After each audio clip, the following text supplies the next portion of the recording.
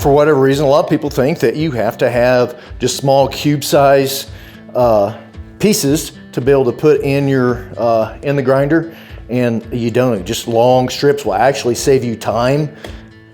We can just feed it right down in there and get the grind going. So one of the reasons I'm doing my own grind now is because I know what I'm getting. What I'm using here is rib meat and neck meat, and we cut basically the majority of the connective tissue and the fat off of it. So I've just got premium meat here. A few tips that I have learned about grinding. One, when you're using a grinder like this, and you can tell this is a little bit more heavy duty. This is actually a commercial grade.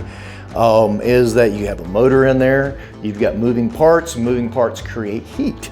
Whenever you create heat with something that you're grinding that has fat content in it, it will maybe not necessarily liquefy, but it will start to get sticky and gooey and clog everything up. So we can do a few things to prevent that. One, not only have we had this meat refrigerated, but we've also had it in the freezer for a little while, so it's just a little crunchy on the inside and will make the grind go much smoother.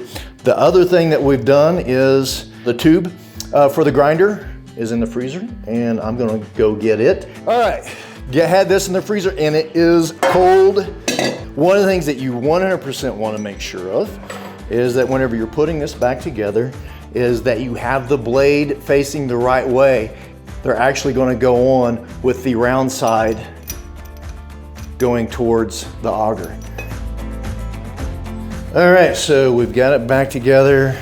We've got basically a 5-to-1 ratio here because of where I want the fat content to be. So I'll do about 5 slices like this to 1 of the pork, but then I'll also probably end up hand mixing it as well just to make sure that it's mixed really well. So we're gonna fire this up and let's get the grind going. Man, that sucker just pulls that right through. Look how dark and rich that looks. That is awesome. A little bit of pork. I want to show you something here real quick. This is some that I know for a fact that Chef did for me. One of the things that he showed us yesterday, whenever you have big pieces like this, is cut 3/4 of the way through and you've cut your time in half. So instead of that having to be 2 or 3 pieces, it's just 1. And when you've got a grinder with a big motor like this, it just pulls it right through. So this is the very last bit. It probably just now did close to 20 pounds, 18 pounds of grind. Literally took me 5 or 6 minutes. All right, so the final product here, actually I'll still end up hand mixing that, but look at that. You got about 20 pounds of prime, 100% organic, 100% sourced by myself. I know where it's been from the time that it left the field.